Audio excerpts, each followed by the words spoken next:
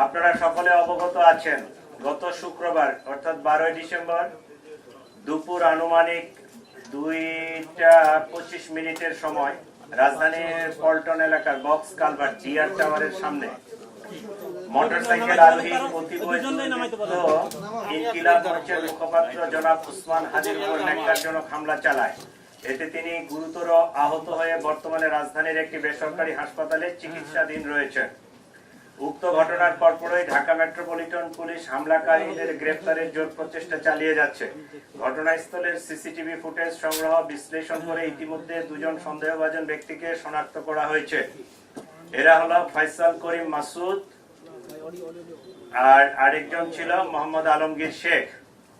ঘটনার তদন্তে জানা যায় সন্দেহভাজন ব্যক্তিরা হেলমেট পরিহিত অবস্থায় ভিকটিম উসমান হাদিকে খুব কাছ থেকে গুলি করে।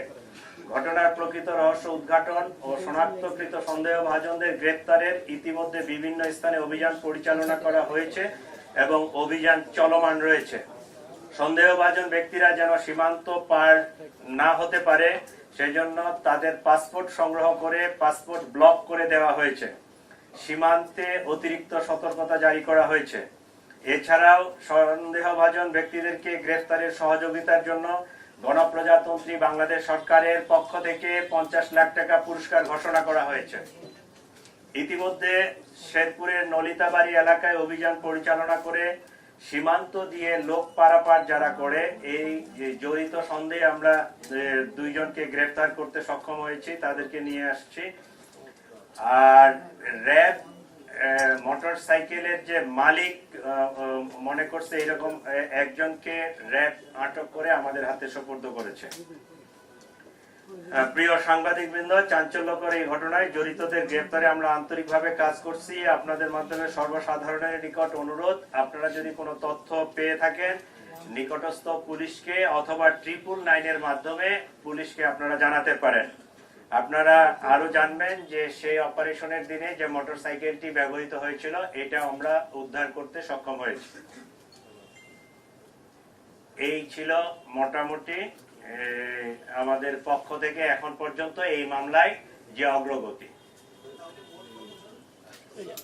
3 জন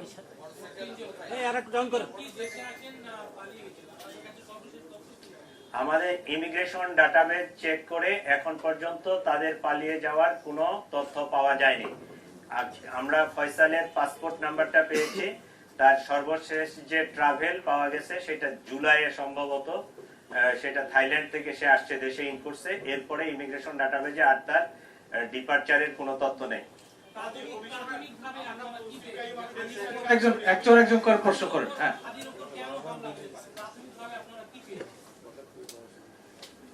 আমাদের কাছে যেটা মনে হচ্ছে সেটা হচ্ছে, আপনারা তো জানেন যে হাদি হচ্ছে ইনকিলাব মঞ্চের অন্যতম একজন সংগঠক। তো এইটার যারা রাইভাল, যারা এটাকে পছন্দ করে নাই, যারা এটার প্রতিপক্ষ, তারাই তাকে টার্গেটেড একটা কিলিং করার জন্য এই হামলাটা করেছে। আমরা বাদী পক্ষের সাথে 2 দিন ধরে খুব জোর প্রচেষ্টা চালাচ্ছি যে তাদেরকে দিয়ে মামলাটা করলে অনেক ভালো হতো। কারণ পুলিশ বাদী না হয়ে তাদের, যেহেতু তার ভাই আছে, তার নিকটাত্মীয় যারা আছে, তাদেরকে দিয়ে তারা ওই আসতে পারতেছে না, আসলে তারা রুগী নিয়ে ব্যস্ত। জিনিসটা সুন্দরভাবে জিডি করা আছে, আমরা অলরেডি এফআইআর ড্রাফটও করছি। আজকে আমরা সিদ্ধান্ত নিচ্ছি যে তারা যদি নাই আসে সেক্ষেত্রে আমরা ট্রাই করব যে এফআইআরটা নিয়ে ওই হাসপাতাল থেকে তাদেরকে সিগনেচার করে নিয়ে আসা যায় কিনা। যদি সিগনেচার তারা করে দিল, না হলে আমরা পুলিশ বাদী হয়ে মামলাটা রেকর্ড করে ফেলবো। একজন প্লিজ, একজন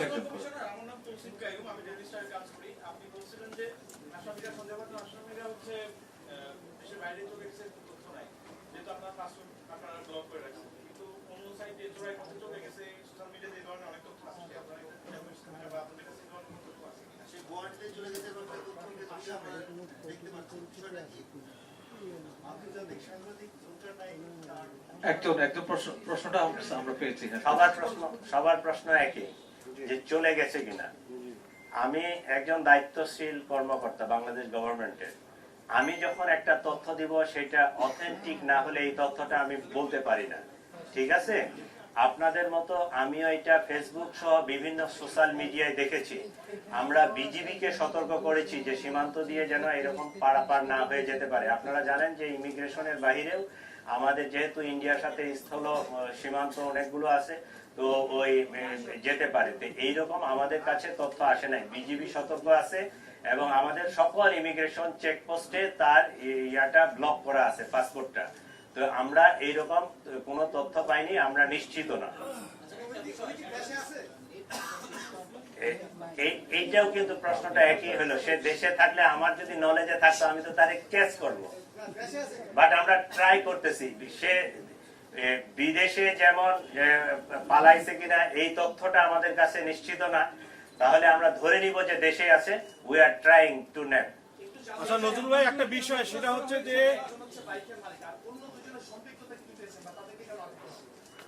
এদেরকে আটক করা হলো আমাদের কাছে যে যেটুকু তথ্য, যে এরা ওই অপথে বলতে ইমিগ্রেশন চ্যানেলের না, ইমিগ্রেশন চ্যানেলের বাইরে চোরাই পথে মানব পাচার করে থাকে, সীমান্ত পারাপার করে থাকে। তো তাদের কাছে এই ধরনের কোনো তথ্য আছে কিনা আমরা এই কারণে তাদেরকে নিয়ে আসতেছি। তাদের সাথে জিজ্ঞাসাবাদ করে কথাবার্তা বলে আমরা কোনো তথ্য পাইলে এটা পরবর্তীতে আপনাদেরকে জানাবো।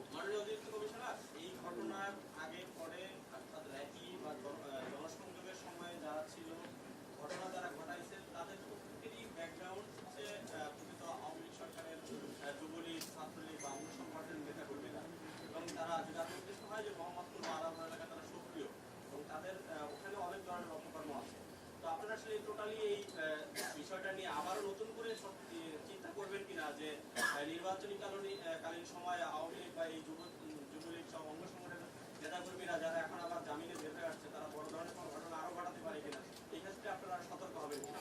আচ্ছা, আমাদের আপনারা জানেন যে এই গভর্নমেন্ট একটা অপারেশন করছিল, অপারেশন ডেভিল হান্ট। আমরা পার্টিকুলার কোনো দলের কথা না বলে আমরা যারা মিসক্রিয়েন্ট, যারা দুষ্কৃতিকারী, তাদের এরেস্টের ব্যাপারে এর আগে একটা অপারেশন চলছিল। এর মধ্যে অনেকেই এখনো জামিনে বাইর হয়ে গেছে, অনেকেই যারা বিদেশে পলাতক ছিল তারা দেশে চলে আসছে, অনেকে একটা নির্বাচনী ইমেজ আসছে, সবাই আসছে।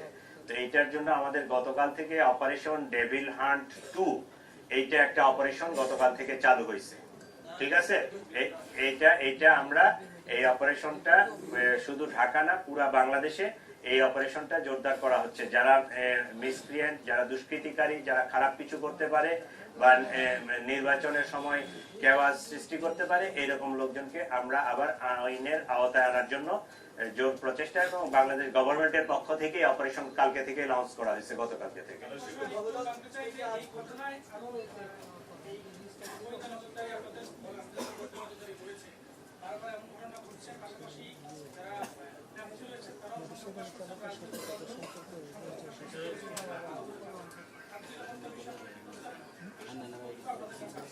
আমাদের পক্ষ থেকে আমরা সর্বোচ্চ চেষ্টা করতেছি আপনাদেরকে নিরাপদ রাখতে, কিন্তু আপনাদেরও একটা নাগরিক দায়িত্ব আছে সকলেরই।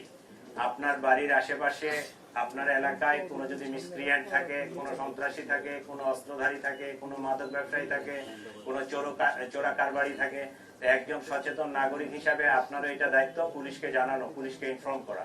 আমি আশা করি আপনাদের মাধ্যমে ঢাকাবাসী, পুরা দেশবাসীকে রিকোয়েস্ট করতেছি, বাংলাদেশ গভর্নমেন্টের পক্ষ থেকে তো একটা পুরস্কার ঘোষণা করা হয়েছে এদেরকে ধরার বিষয়ে, এর বাহিরেও কোনো অস্ত্রধারী বা এরকম কোনো মিসক্রিয়েন্ট লোক যদি থাকে আপনারা আমাদেরকে তথ্য দিবেন, আপনাদের পরিচয় সম্পূর্ণরূপে গোপন রাখা হবে। আমরা এদেরকে ধরতে চাই, এদেরকে আইনের আওতায় আনতে চাই। কি ধরনের সহযোগিতা কামনা ছিল? করি। অস্ত্রটা কি ধরনের ছিল? সম্ভাব্য প্রার্থী যারা আছেন তারা এর মধ্যে অনেকেই কিন্তু নিরাপত্তার কথা বলেছেন যে তারা আতঙ্কিত। আপনারা এর মধ্যে তাদের নিরাপত্তার বিষয়টি আপনারাও আলোচনা করছেন, কিভাবে তাদের নিরাপত্তা নিশ্চিত করবেন, এরকম কোনো প্ল্যানিং আছে কিনা? আমাদের প্ল্যান আছে।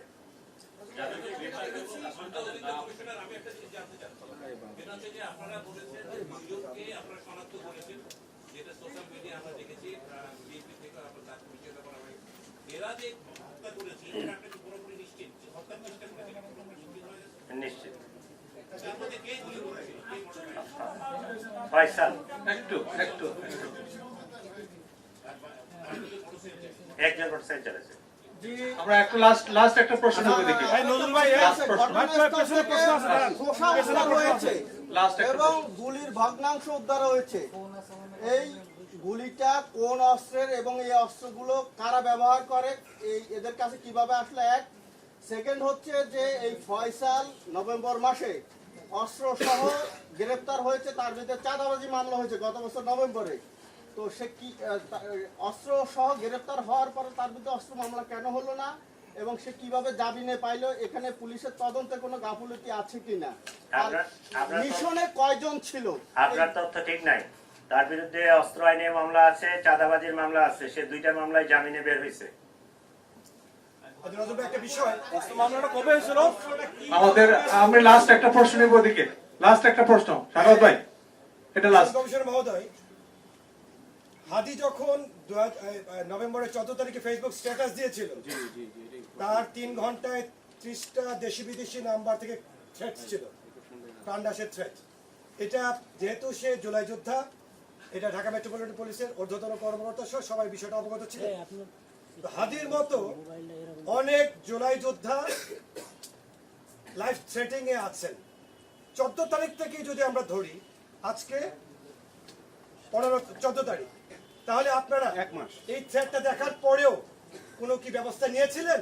হাদি কিংবা হাদি মতো যারা আছেন, ধন্যবাদ, আপনার প্রশ্ন পেয়েছি। তারপরও এর যদি নিয়ে থাকেন তাহলে বলবেন, আর যদি না নিয়ে থাকেন তাও বলবেন। ধন্যবাদ। পরবর্তীতে অন্যরা যারা গান পয়েন্টে আছেন তাদের সিকিউরিটি এনশিওর করার জন্য আপনারা কি ইনিশিয়েটিভ নিয়েছেন? ধন্যবাদ, লাস্ট প্রশ্নটা।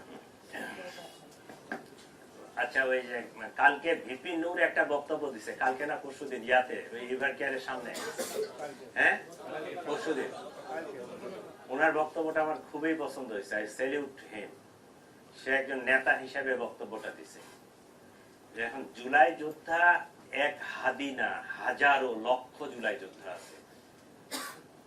এই লক্ষ জুলাই যোদ্ধার ইন্ডিভিজুয়াল সিকিউরিটি নিশ্চিত করা প্রায় অসম্ভব। তবে সার্বিক সিচুয়েশনটাকে আমার সিকিউর করতে হবে, রাষ্ট্রকে সিকিউর করতে হবে, রাজধানীকে সিকিউর করতে হবে। আমরা এটা কাজ করতেছি, এবং যাদের এইরকম যারা হাই প্রোফাইল, যাদের স্পেসিফিক এই ধরনের সিকিউরিটি থ্রেট আছে, তাদেরটা নিয়ে আমরা অ্যানালাইসিস করতেছি। তাদেরকে আমরা খুব কাছাকাছি তাদের সাথে কোনো সিকিউরিটি অ্যারেঞ্জমেন্ট করা যায় কিনা, এটা অলরেডি আমরা প্রক্রিয়া চলতেছে। যাদেরকে আমরা এরকম খুব হাই থ্রেট মনে করতেছি তাদেরকে আমরা পার্সোনাল সিকিউরিটি দিব, আর ইন্ডিভিজুয়ালি এইভাবে সিকিউরিটি দেওয়া যাবে না। এটা ওভারঅল সিকিউরিটির সিস্টেমটাকে ডেভেলপ করে আমরা এই সিকিউরিটিটাকে আরো এনহ্যান্স করার চেষ্টা করতেছি।